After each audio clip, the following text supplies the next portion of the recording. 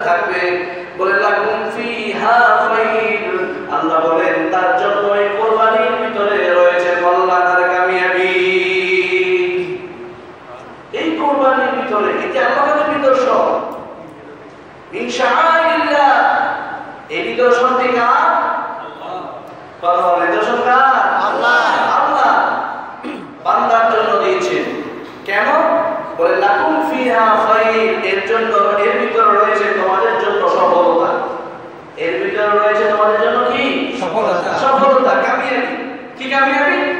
কি কামিয়াবি? রাসূল বলেন বিকুল্লি শাআতিন হাসানাত। বিশ্বনবী মুহাম্মদুর রাসূলুল্লাহ সাল্লাল্লাহু আলাইহি ওয়া আলিহি ওয়াসাল্লাম ইরশাদ করেন, তোমরা যে কুরবানি করবে যে পশুর মাধ্যমে, বলে তোমাদের প্রত্যেকটি পশু একটি ফসলের বিনিময়ে আল্লাহ তোমাদেরকে একটা হাসানা দান করবে। সুবহানাল্লাহ। প্রশ্ন হতে পারে, হুজুর হাসানা কাকে বলা হয়? হাসানা কাকে বলা হয়? কুরআনুল কারীম আল্লাহ বলেন মান জাআ বিল হাসানাতি ফালাহু আশরু আমসালিহা। এক হাসানার পরিমাণ আল্লাহ রাব্বুল আলামিন বলেন বিশ্বনবী সরকার দো জাহান মুহাম্মদুর রাসূলুল্লাহ সাল্লাল্লাহু আলাইহি ওয়াসাল্লাম জানাই দিয়েছেন এক হাসানার পরিমাণ হলো 10 নেকি। তার মানে তোমরা যে পশু দিয়ে কুরবানি করবে এর একটা পশুর বিনিময়ে আল্লাহ তোমাদেরকে 10টা নেকি দান করবে। সুবহানাল্লাহ। সুবহানাল্লাহ বাড়িতে বলেন, আরো আস্তে বলেন যে কোন আসলে কি কর সুবহানাল্লাহ বলতে লস না লাভ? লাভ জানার পরও যদি জবান দিয়ে সুবহানাল্লাহ না পাইবে তাহলে আর কি কি বুঝে? ভাইরা আমার, আল্লাহ রাব্বুল আলামিনের জন্য এই বান্দাদেরকে বললেন ওয়ালিকুল্লা জাআলনাহা লাকুম মিন শাআইরিল্লাহ লাকুম ফিহা খায়র। এই কুরবানির ভিতরে তোমাদের জন্য কামিয়াবি রয়েছে। বলে কেমন কামিয়াবি? প্রত্যেকটি ফসলের বিনিময়ে আল্লাহ 10 নেকি দান করবেন। 10 নেকি। শুধু তাই না, 10 নেকি তো বান্দা পাবে। বলে হাসরের ময়দানে যে যে পশু দিয়ে কুরবানি করবে আল্লাহ তার এই পশুর বিনিময়ে ফুলসিরাতের ফুল পার করার ব্যবস্থা করে দিবে। মুসলমান ভাইদের আমার, কুরবানি এই জন্য আল্লাহ রাব্বুল আলামিন বান্দাদেরকে করার জন্য উদ্বুদ্ধ করেছেন, বান্দাকে করার জন্য আদেশ করেছেন। সূরাতুল কাউসারের ভিতরে রাব্বুল আলামিন থেকে বলেন ফাসাল্লি লিরাব্বিকা ওয়ানহার। বলুন সবাই ইন্না আ'তাইনাকাল কাউসার ফাসাল্লি লিরাব্বিকা ওয়ানহার ইন্না শানিআকা হুয়াল আবতার। আল্লাহু আকবার। আল্লাহ রাব্বুল আলামিন বলেন ইন্না আ'তাইনাকাল কাউসার। ও নবী, আমি আপনাকে কাউসার দান করেছি, হাউজে কাউসার দান করেছি। এবং এরপর আল্লাহ বলেন ফাসাল্লি ফাসাল্লি, আপনি নামাজ কায়েম করেন।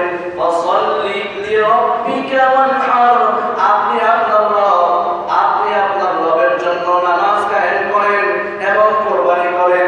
এই নামাজের উদ্দেশ্য ঈদুল আযহা কিংবা ঈদুল ফিতরের নামাজ, আর এই ওয়ানহার এর উদ্দেশ্য হলো ঈদুল আযহার কুরবানি। আল্লাহ বলেন ওয়ানহার, কুরবানি করুন কার জন্য? আল্লাহ। আর বলে কার জন্য? কুরবানি করার জন্য আল্লাহ নির্দেশ দিয়েছেন। এখানে তো হলো আমর, আল আমরুল উজুব, এটা হলো ওয়াজিবাত। এই জন্য রব্বুল আলামিন লাকুম ফিহা খায়র, তোমাদের জন্য রয়েছে উত্তম নিদর্শন, তোমাদের জন্য রয়েছে ভিতরে সফলতা, কামিয়াবি।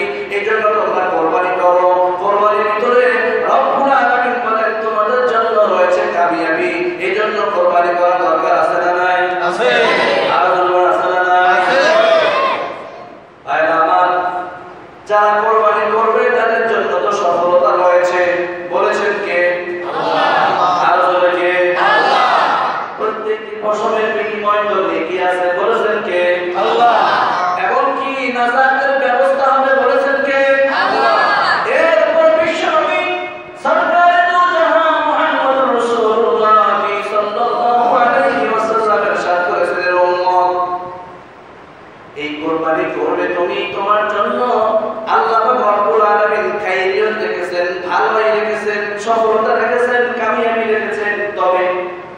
যে এই কোরবানি সামর্থ্য থাকা সত্ত্বেও কোরবানি করবে না, তার জন্য দুঃসংবাদ, তার জন্য দুঃসংবাদ। قال النبي عليه الصلاة والسلام من وجد سعة فلم يضحي فلا يقربن مصلانا। বিশ্বনবী সরকার দো জাহান মুহাম্মদুর রাসূলুল্লাহ সাল্লাল্লাহু আলাইহি ওয়াসাল্লাম দরবারে সাল্লাল্লাহু আলাইহি ওয়াসাল্লাম রাসূল বলেন, মান ওয়াজাদা সাআতান, যার কাছে কুরবানি করার মতো সামর্থ্য থাকবে, যে কুরবানি করার মতো সামর্থ্য রাখে, যার কাছে এই পরিমাণ সম্পদ আছে কুরবানি করতে পারে, এমন ব্যক্তি যদি কুরবানি না করে, রাসূল বলেন খবরদার খবরদার, কখনোই তোমরা ঈদগাহের মুসল্লায় নামাজ পড়তে আসবে না। রাসূল বলেন নাউযুবিল্লাহি মিনাশ যালিক। আমার কি পরিমাণ ধমকি বিশ্বনবী দিয়েছেন। খবরদার, যদি কুরবানি করার মতো সামর্থ্য থাকার পরে তুমি কুরবানি না করো, রাসূল বলেন তুমি ঈদগাহের আশেপাশেও যেন তোমাকে না দেখে আসতে পারবে না। তাহলে এর চাইতে বড় ধমকি আর কি হতে পারে? এর চাইতে বড় ধমকি আর কি হতে পারে? কি পরিমাণ ধমকি রাসূল দিয়েছেন। এই ধমকি থেকে আমাদেরকে শিক্ষা নিতে হবে কি, যার কাছে যে পরিমাণ, যার কাছে নেশার পরিমাণ মাল আছে তাকে অবশ্যই কুরবানি দিতে হবে।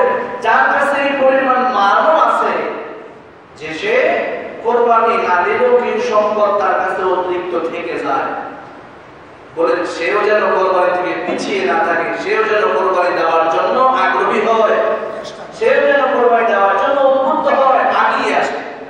এই এত বড় খাইরিও, এত বড় ভালাই থেকে, এত বড় কামিয়াবি থেকে সেও যেন পিছপা না হয়। এজন্য রাসূল বলেন তুমি কুরবানি করো তোমার যদি সাধ্যে থাকে, এবং তোমার সাধ্যে আছে এখন নাই, একটু বড় তোমার কাছে সে পরিমাণ অর্থ হবে, তুমি আগে দাও। তো খাইরিয়ত থেকে তুমি, সফলতা থেকে তুমি পিছপা হবে না। আল্লাহ তোমাকেও সফলতা দান করবে।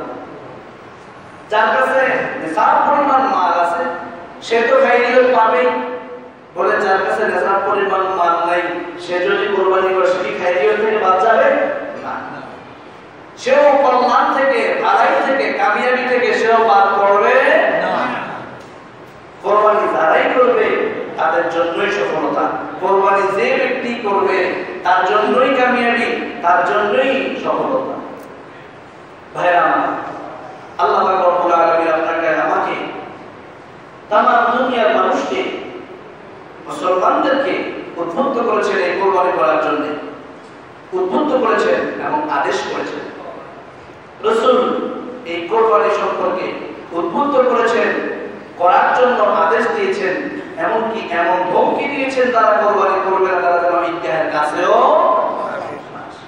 ভাইরা এখন এই কুরবানি করবে কারা? এবার আমাদেরকে বিশেষ বিশেষ মাসআলাগুলো বুঝে নিতে হবে। কুরবানি করবে কারা? কুরবানি করবে কাদের সাথে? কুরবানি করবে কিভাবে? কুরবানি কার কাছে কি পরিমাণ সম্পদ থাকতে করবে?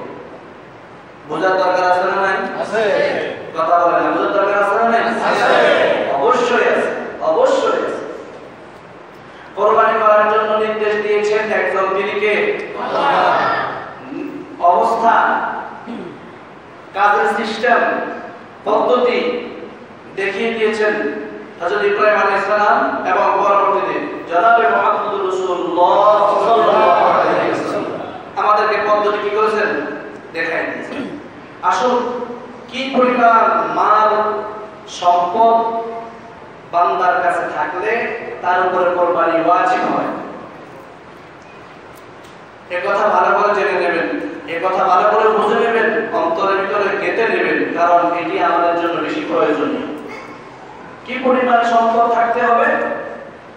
বলে কোন ব্যক্তির যদি প্রয়োজনের অতিরিক্ত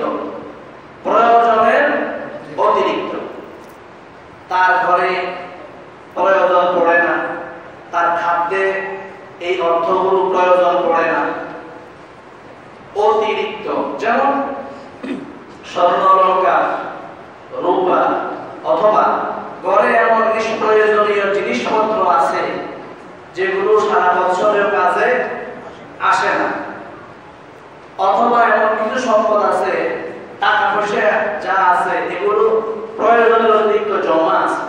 সব মিলিয়ে কেউ যদি নেশাব পরিমাণ মালের মালিক হয় তার জন্য কোরবানি করা ওয়াজিব। কয়টা জিনিস বললাম? স্বর্ণ, রূপা, প্রয়োজনীয় অতিরিক্ত করে জিনিসপত্র তিনটা, এবং তার কাছে প্রয়োজনীয় অতিরিক্ত কিছু টাকা পয়সা চারটা। এই চারটা মিলিয়ে যদি কারো কাছে নেশাব পরিমাণ মাল হয় তার জন্য কোরবানি করা ওয়াজিব। তার জন্য কোরবানি করা ওয়াজিব। এবার করবে হুজুর নেশাব কাকে বলে? নেশাব হলো 52.5 তোলা রূপার মূল্য। কি? 52.5 তোলা রূপার মূল্য। আমি গতকালকে ফোনের মাধ্যমে জানতে পারছি স্বর্ণকার দোকান থেকে রূপা 3 প্রকার আছে। 1 নম্বর রূপার মূল্য আছে 1200 টাকা 1 ভরি, 2 নম্বর রূপা আছে 1000 টাকা, 3 নম্বর আছে 900 কিংবা 950, 900 টাকা। 900 টাকা হিসেবে ধরলে 48,000 টাকা, তার কিছু বেশি হয়তো 300 টাকা দেন। 1000 টাকা ধরলে 52,500 টাকা, আর যদি 1200 টাকা করে ধরি তাহলে 63,000 টাকা। এই টাকা যদি কারো কাছে পুরা বছর নয়, মাসআলা বুঝে দিবেন, পুরা বছর নয়, কয়দিন? জিলহজ মাসের 10, 11, 12, 10, 11, 12 এই 3 দিনের ভিতরেও যদি কারো কাছে এই 63,000 কিংবা 52,000 কিংবা কমাস কম 48,000 বা 49,000 টাকা ধরেন, এই টাকা যদি কারো কাছে থাকে তার জন্য কোরবানি করা ওয়াজিব। তার জন্য কোরবানি করা ওয়াজিব। আর এই সম্পদ, এই টাকা কয় জিনিস মিলিয়ে? কথা বল, কয় জিনিস? 4 জিনিস মিলিয়েও যদি হয় তার জন্য কোরবানি করা ওয়াজিব। বিষয়টা ক্লিয়ার? কথা বুঝে আসছে? কার জন্য কোরবানি করা ওয়াজিব এই বিষয়টা বুঝে আসছে? নেশাব পরিমাণ মালের মালিক যে হবে তার জন্য কোরবানি করা ওয়াজিব। নেশাব পরিমাণ কত? 52.5 কিংবা 48 কিংবা 63, এই কমাস কম 48, কমাস কম 48, এরপরে যা হবে তার জন্য কোরবানি করা ওয়াজিব। আর এই সম্পদ কয় জিনিসের মাধ্যমে হতে পারে? স্বর্ণ, রূপা, ঘরের আসবাবপত্র, প্রয়োজনের অতিরিক্ত। অনেক ট্যাক্সি থাকে সারা বছরের কোনো কাজে লাগে না, আছে না? নাই? আপনার 2টা ঘর, একটা ঘর দিয়ে আপনার হয়, 2টা ঘর আপনার লাগে না, আপনার একটা ঘর ভাড়া দিয়েছেন, সেটাও আপনার প্রয়োজনের অতিরিক্ত, সেটাও এর ভিতরে ঢুকে যাবে। আপনার স্বর্ণ আছে সামান্য, রূপা আছে সামান্য, এর ভিতরে ঢুকে যাবে। সব মিলিয়ে যদি নেশাব পরিমাণ হয়, অথবা কোনো একটাও যদি নেশাব পরিমাণ হয়, 4টা মিলিয়েও যদি নেশাব পরিমাণ হয়, তাহলে তার জন্য কোরবানি করা ওয়াজিব হয়ে যাবে। সে কোরবানি থেকে পিছপা হওয়ার কোনো সুযোগ নাই। চাই সে পুরুষ হোক কিংবা নারী হোক, চাই সে পুরুষ হোক কিংবা নারী হোক। এখন তো আমাদের সমাজে নারীরা কোরবানি দেয় না। কথা ঠিক না? জি, কথা কয় না। আমরা বেশি দেয়, আলহামদুলিল্লাহ, বুঝে গেছি। আমরা মাতার কাছে বুঝে গেছি আলহামদুলিল্লাহ, নারীরাও কোরবানি দেয়, ভালো, আলহামদুলিল্লাহ। এটা খুব সুখের, খুব সুসংবাদের কথা। নারীরাও কোরবানি দিতে হবে যদি সেই পরিমাণ। অনেক নারী আছে তার মহারণা 3 লক্ষ টাকা, 5 লক্ষ টাকা, 2 লক্ষ টাকা আছে না? আছে। মহারণা সে ওষুধ করে ফেলছে, তার কাছে মহারণা আছে, বলে তার জন্য কোরবানি করা ওয়াজিব। তার জন্য কোরবানি করা কি ওয়াজিব? এমন নারী আছে তার কাছে 1 ভরি, 2 ভরি, 3 ভরি, 5 ভরি স্বর্ণ আছে না? নাই? আছে। তার জন্য কোরবানি করা ওয়াজিব। এরকম নারী আছে তার ঘরে স্বামী নেই, তার স্বামী এই দুনিয়াতে, স্বামী ইন্তেকাল করেছে, সম্পদের মালিক সে, ঘরের আসবাবপত্র এত বেশি পরিমাণে আছে, নেশাবের বাহিরে হয়, নেশাবের অতিরিক্তও হয়, এমন সম্পদ করা স্বামীহীন নারী আছে না? নাই? আছে। কথা বলে আছে না? নাই? আছে। এমন নারী আছে তার হাতে 2টা চুড়ির দাম 1 লক্ষ টাকা, আছে না? নাই? আছে। তার জন্য কোরবানি করা ওয়াজিব। যদি না করে সত্য কবিরা গুনাহ দেওয়া হবে, কবিরা গুনাহ হয়ে যাবে। তাহলে কি কার জন্য কোরবানি করা উচিত এটা আমাদের বুঝে আসে। এবার আসেন কোরবানি কে কার সাথে করবে। সবচেয়ে উত্তম কথা হলো, 1 নম্বর কথা হলো প্রত্যেক ব্যক্তি নিজে নিজে ভিন্ন ভিন্ন কোরবানি করতে পারলে শ্রেষ্ঠ, উত্তম। চাই সে একটা বকরি দিয়ে করো, একটা ভেড়া দিয়ে করুন, গরু দিয়ে করলে তো আপনি করে দেন, ওট দিয়ে করলে তো আরো ভালো হতো। কি কথা ঠিক না বেঠিক? উত্তম একা একা করতে পারলে সবচেয়ে বেশি উত্তম। এর দ্বারা ফায়দা হলো কি, বলে 7 ভাগে যদি কোরবানি দিতে চাই, তাহলে এই 7 ব্যক্তির ভিতরে কোনো একজনের নিয়ম যদি উল্টা পাল্টা হয়, বলে 7 জনের কোরবানি একেবারে মাটি। এত লাভের কাজ, যেই কাজ যত বেশি লাভের, সেটা যদি নষ্ট হয় ক্ষতি তত বেশি। বিমান খুব দামি জিনিস, দামি না? কিন্তু যদি অ্যাক্সিডেন্ট হয় কোনো পাত্তা থাকে না, সব একবার মেসমার হয়ে যায়, কিছুই পাওয়া যায় না, কোনো মানুষ সেখানে আর বেঁচে থাকে না, এমনকি মানুষের লাশও খুঁজে পায় না। কথা বল ঠিক না বেঠিক? তার তুলনায় সাইকেল কি পরিমাণ নগণ্য, তার তুলনায় সাইকেল নগণ্য। অ্যাক্সিডেন্ট হলে সর্বোচ্চ ভাঙবে, নয় একটু সামলা উঠবে, না ব্যথা পাবে, অনেক সময় ব্যথাও পায় না। সাইকেল অ্যাক্সিডেন্ট হলে সাইকেল চলে দিয়ে সে তো কাজে বলে দিকে চলে গেছে। কি কথা ঠিক না বেঠিক? এই জন্য বুঝাইতে চাইছি, যেই জিনিস যত দামি, সেই জিনিস নষ্ট হলে ক্ষতি তত বেশি। কোরবানি সবচেয়ে দামি এক ইবাদত, কোরবানি সবচেয়ে দামি ইবাদত। যদি এটা উল্টা পাল্টা হয় তাহলে ক্ষতিও বেশি, লাভের বেলা কিছুই হবে না, জিরো। লাভের বেলা কি জিরো। এজন্য আপনি কোরবানি দিবেন একা একা, উত্তম, সবচেয়ে কি উত্তম। একা একা যদি না পারেন, তাহলে শরীকে দিতে পারবেন, শরীয়ত অনুমোদিত। আপনি শরীয়ত অনুমোদন আপনাকে দিয়েছে, আপনি শরীকে দিতে পারবেন। তবে শরীরটা তাদের উদ্দেশ্যে বলছি, এই কলবটাকে স্বচ্ছ করতে হবে, এই দিলটাকে কি করতে হবে? স্বচ্ছ করতে হবে। এক। দ্বিতীয় বিষয়, শরীরের মাল হতে হবে হালাল। প্রত্যেকের মাল কি হালাল থাকে? একটা গরুতে 7 জন দেয়, বলুন তো 7 জনের পুরা মাল, এই 7 জনের কি 100% হালাল? সন্দেহ আছে কি? আছে না নাই? সন্দেহ আছে না নাই? সমাজে আমরা এখন এমন বিপদে আছি, সুদ মুক্ত 2-4টা পরিবার বের করা কষ্ট হয়ে যাবে। কথা ঠিক না বেঠিক? ঘুষ মুক্ত সরকারি চাকরিজীবী, ঘুষ মুক্ত পাওয়া 2-4 জন বড় কঠিন। পরের সম্পদ লুণ্ঠন করানোয়ালা সমাজে অহরহ আছে না নাই?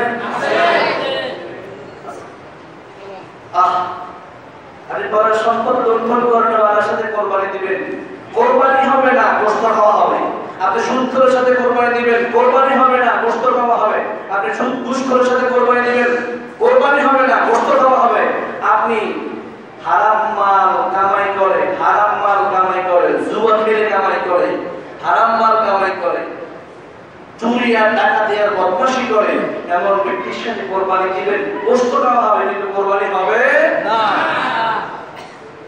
এজন্য আপনার কাছে যদি এমন মনে হয়, আপনার কাছে যদি এমন গ্যারান্টি থাকে যে এই শরীরে 7 ব্যক্তি আছে, আমি 7 ব্যক্তির সাথে জুড়তে পারি, এই 7 জন একদম পরিষ্কার, 7 জন ঘুষমুক্ত, সুদমুক্ত, হারামমুক্ত, ভেজালমুক্ত, আপনি 7 বার কোরবানি দেন, কোনো আপত্তি নাই। এবার আমি বলবো 7 বার কোরবানি দিতে নিষেধ করছি না, এই নিষেধ করার ক্ষমতা আমাকে আল্লাহ দেয় নাই। আল্লাহ আমাকে এই ক্ষমতা দেন নাই। 7 ভাগে কোরবানি দেওয়া শরীয়ত সম্মত, জায়েজ, দিতে পারেন। একা দিতে পারলে ভালো, 7 ভাগে দিতে পারলে, যদি আমি বলবো এই কথা, সবাই স্বচ্ছ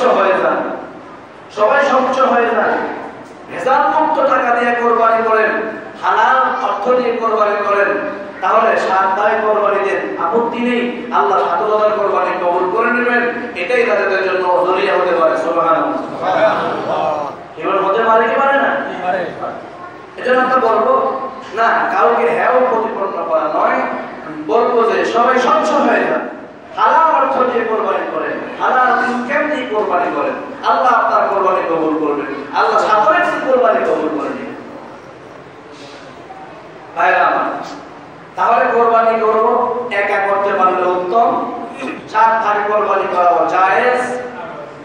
আরেকটি বিষয় জেনে নেওয়া দরকার, সেটি হলো কোরবানি আকিকা মান্নত একসাথে করতে পারবো কিনা।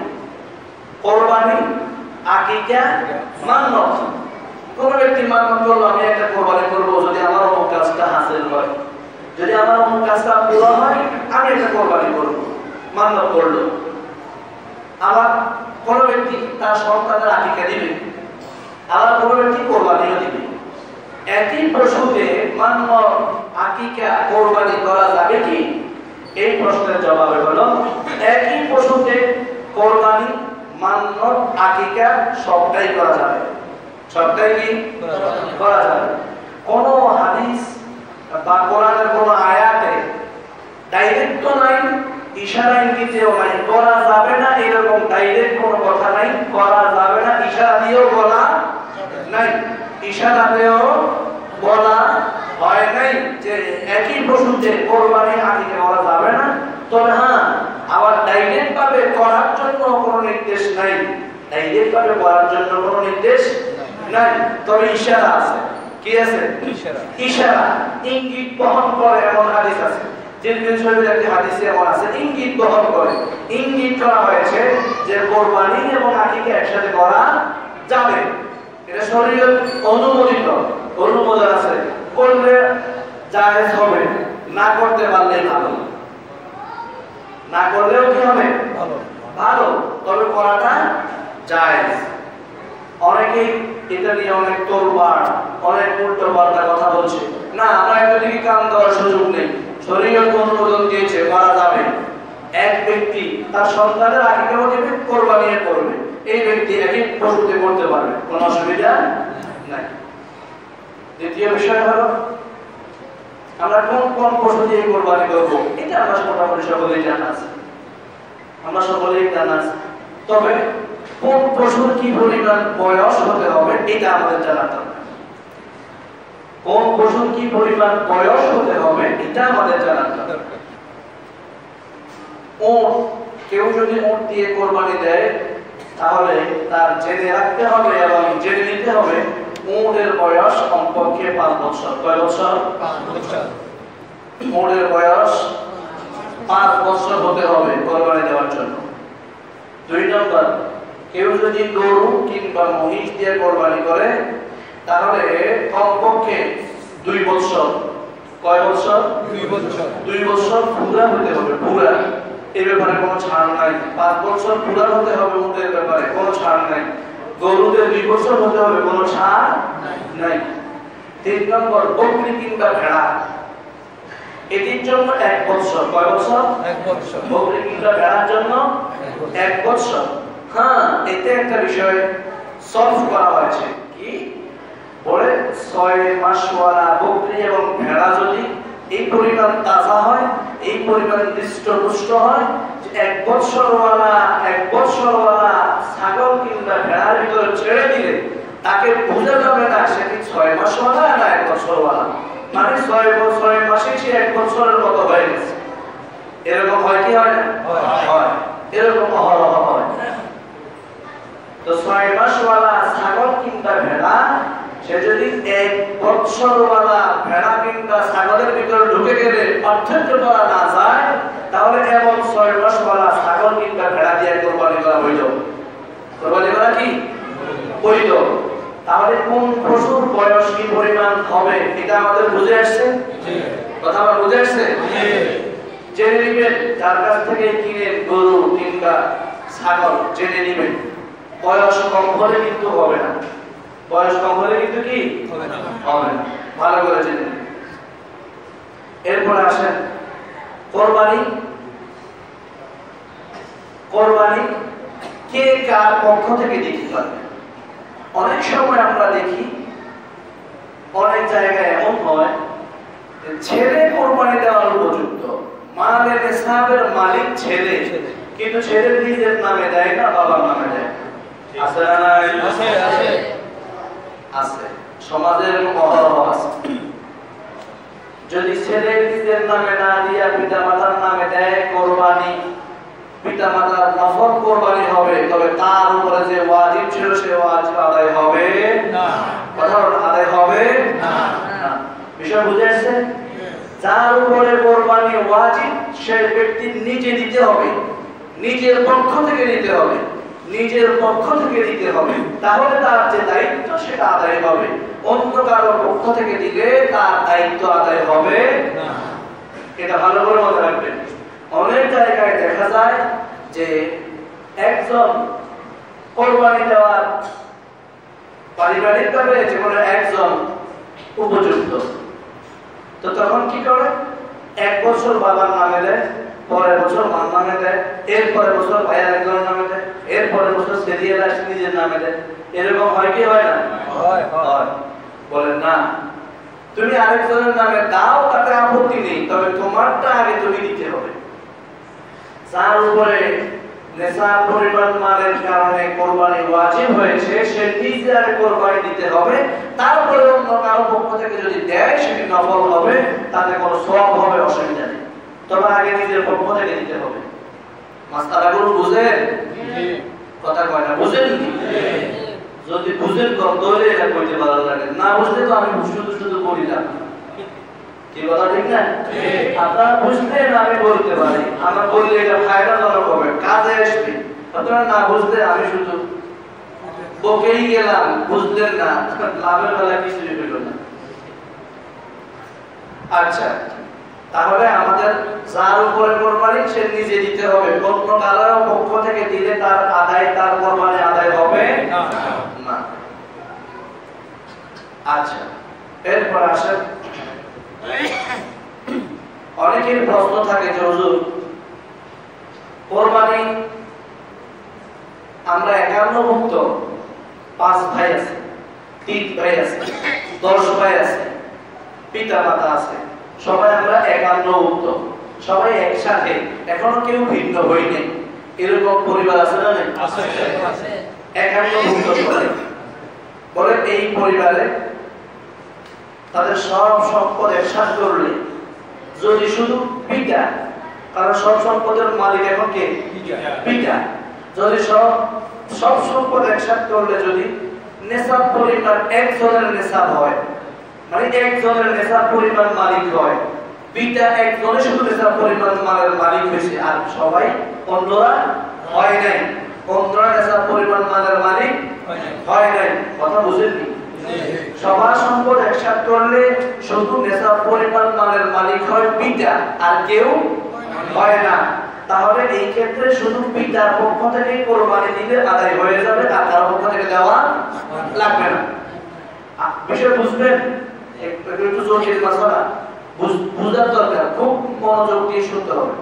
আর যদি এই সকল সম্পদগুলো প্রত্যেকের নামে নামে ভিন্ন ভিন্ন ভাগ করে ফেলা হয়, ভাগ করার পরে দেখা যায় প্রত্যেকেই নেশাব পরিমাণ মালের মালিক হয়ে গেছে, মানে এই পরিমাণ সম্পদ আছে, এত লক্ষ টাকা আছে, যদি ভাগ করা হয় তাহলে প্রত্যেকেই কমপক্ষে 50,000 টাকা বা 60,000 টাকা বা 48 কমপক্ষে 50,000 টাকা মালিক হয়, প্রত্যেকেই মালিক হয়, তাহলে প্রত্যেকের পক্ষ থেকে এই কোরবানি দিতে হবে। বিষয়টা বুঝে আসছে? প্রত্যেকের পক্ষ থেকে কোরবানি দিতে হবে। যদি কেউ না দেয় তাহলে সে গুনাহগার হবে, প্রত্যেকেই দিতে হবে, প্রত্যেকেই দেওয়া প্রত্যেকের জন্য ওয়াজিব, না দিলে গুনাহগার হবে। আমাদের সমাজে কিন্তু এমন হয়, সবাই মিলি কোরবানি দেয় না, আপনার নামে একটা দিয়ে দেয় সারিছে। কি কথা ঠিক না বেটি? কোরবানি দিলে সম্পদ কমে না, কোরবানি দিলে সম্পদ বাড়ায় দিবেন কে? আল্লাহ। আর জোরবার কে? আল্লাহ। সম্পদ বাড়াতে দেওয়ার তো একমাত্র আল্লাহ। কি বলেন? দুনিয়ার এই সব সম্পদের মালিক কি আপনি ছিলেন এক সময়? না। আবার আপনি যে সব সময় থাকবেন এমন না। বলে এই সম্পদের মালিক একমাত্র আল্লাহ, পূর্বেও ছিলেন, এখনো আছেন, ভবিষ্যতেও থাকবেন। আল্লাহ কাউকে আজকে মালিক বানাবেন সম্পদের, কাউকে আবার ফকির বানায় দিবেন। কি নদীর গুণ ভাঙে ও গুণ গড়ে, এই তো নদীর খেলা। সকালবেলা ধরিলে তুই কথা বলে না, সকালবেলা ধরিলে তুই ফকির হয় কি হয় না? আল্লাহ আর আমাদের কি সম্পদ দিয়েছে? আমরা সাধারণত গ্রাম ভাষায় কথা বলি, কত তো এক ঘোড়া দইল তো হইল, কয় না? একটা ঘোড়া যদি জায়গা মতো উঠে তার অপারেশনের জন্য লক্ষ লক্ষ কোটি টাকা খরচ হয়ে যায়। হয় কি হয় না? হয়। এজন্য আমরা অনেকে বলে থাকি একটু দেমাগ, একটু অহংকার, একটু উল্টো পাল্টা করলে হ্যাঁ একে অন্যকে বলে যে তোর তো এক মোড়া দইল তো হয় না। অর্থাৎ এটা বুঝে দিচ্ছি যে সম্পদের মালিক তো আপনি আমি ছিলামও না, এখন হয়তো আপনি ভবিষ্যতে থাকবো না। সম্পদ দেনওয়ালা আল্লাহ। আপনি কোরবানি সম্পদ কমে যাবে এই উদ্দেশ্যে যদি না দেন, আল্লাহ অন্য দিক দিয়ে আপনার সম্পদ নিয়ে যাবে, আপনি টেরও পাবেন না। এই জন্য কোরবানি কমপক্ষে যার কাছে 50,000 টাকা বা 60,000 টাকা বা কমপক্ষে 48,500 টাকা যদি তার কাছে থাকে, তার জন্য কোরবানি আলাল ওয়াজিব, কোরবানি করতে হবে। কোরবানি কি করতে হবে। যাই হোক, আরো অনেক মাসআলা রয়েছে। আপনাদের কারণ আমার নাম্বার আছে এই হুজুরের কাছে বা যে কোনো ভালো একজন আলেমের কাছ থেকে আপনার প্রয়োজন অনুযায়ী যে মাসআলা আপনার প্রয়োজন, যে আমি এই বিষয়ে জানি না, আপনি ফোন করবেন, আপনি প্রয়োজনে যাবেন, গিয়ে আপনি মাসআলা জেনে নেবেন। যেহেতু এটি একটি ইবাদত, আর ইবাদত করতে হবে সব ভেজাল মুক্ত রেখে, সব ভেজাল মুক্ত রেখে ইবাদত করতে হবে, যেন ইবাদতটা কবুল করেন আল্লাহ। আল্লাহ ইবাদত কবুল করলে সেটা নাজাতের জন্য ওসিলা হবে। যদি আমি করলাম আল্লাহ কবুল করলেন না, তাহলে এটি তো আমার কোনো কাজে আসলো না। এজন্য আমরা সকলে যোগাযোগ করব এবং এই মাসআলাগুলো জেনে নেব। স্বল্পতার কারণে সময় সব মাসআলা বলা হয় নাই। আগামী জুমাতে তো আর সব মাসআলা বলার মতো সময় নেই। আগামী জুমাতে শুধু ঈদের দিনের বিষয়গুলো বলা হবে, যেগুলো একেবারে না করলেই নয়, যেগুলো একেবারে প্রয়োজনীয় সেগুলো বলা হবে ইনশাআল্লাহ। আল্লাহ আমাদের সবাইকে এই মাসআলাগুলো অনুযায়ী কোরবানির পশু ক্রয় করতে, কোরবানির পশু ক্রয় করতে কিন্তু খুব দেখে শুনে করবেন, খুব দেখে শুনে করবেন। হৃষ্টপুষ্ট, তাজা, সুন্দর, কি পরিমাণ গোশত হবে এটার দিকে তাকাই না। আমরা তো কালিক করি, 2 মণ করি সাহসাই, 1 মণ করি সাহসাই, 30,000 টাকা দিয়ে কিনো 1.5 মণ করি সাহসাই। কালিক করার জন্য আবার ওই কষাই লইয়ে কি আনে কি আনে না, আবার আমরা তো নিজেরাও বন্ধু, নিজেরাও কালিক দিতে পারি। রানে আর মাঝখানে মিলে ওই 2.5 মণ এরকম কালিক করে কি করে না? না, কালিক করি না। আপনি দেখবেন আপনার এই পশু দেখতে সুন্দর দেখা যায় কিনা, তার কান ঠিক আছে কিনা, শিং ঠিক আছে কিনা, তার চারটা পাও ঠিক আছে কিনা, মজবুত কিনা, সে শক্তিশালী কিনা, দুর্বল না, শক্তিশালী, সবল, হৃষ্টপুষ্ট কিনা, সেটা দেখেন। 500 টাকা বেশি দিয়ে কিনেন, লস নেই, ক্ষতি নেই। যত টাকা তত নেকি, টাকা যত বেশি নেকি তত বেশি। কথা বলে টাকা যত বেশি নেকি তত বেশি। তার টাকা কম নেকি কম, টাকা কম নেকি কম। কালিক করিয়েন না, কালিক করলে ভেজাল। কালিক করলে কি কালিক ছাড়া হৃষ্টপুষ্ট সুন্দর থেকে ক্রয় করেন, আল্লাহ পছন্দ করবে। কে পছন্দ করবে? আল্লাহ। আল্লাহ পছন্দ করলে আপনার জন্য এই কোরবানি নাজাতের ওসিলা হয়ে যাবে। আল্লাহ সবাইকে মাসআলাগুলো অনুযায়ী আল্লাহ আমাদের সবাইকে কোরবানি করার তৌফিক দান করুন। আমিন আমিন। ওয়া